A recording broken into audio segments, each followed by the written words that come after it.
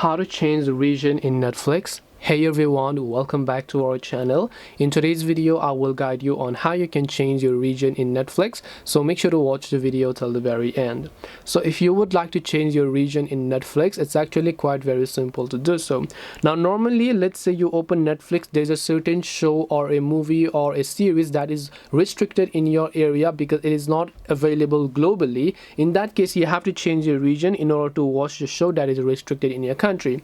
Now the only way you can do this and achieve this is by using a VPN, because what a virtual private or network or a VPN does is that it's going to change the IP address from your country to any of the other countries that you prefer. And what happens is that when you change the IP address, it's going to trick Netflix into thinking that you're actually watching from a new country, browsing Netflix from another country, and it will give you all of the access to those type of shows or movies.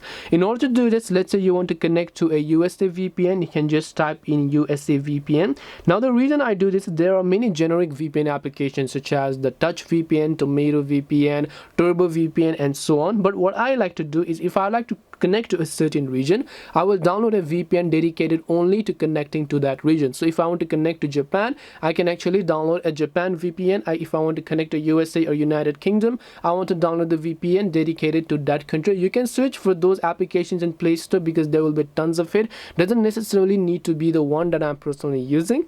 So I can now just tap the install button next to the VPN application that I want to download, and after it's done downloading process, I can go ahead and then open it up and then change the region to any of the country or the selected cities that I like. And the next time whenever I open the Netflix application, you should be able to see all of the shows that were restricted previously. So hope this video was helpful. If you have any questions, then feel free to leave them down. Thank you for watching and see you soon in the next video.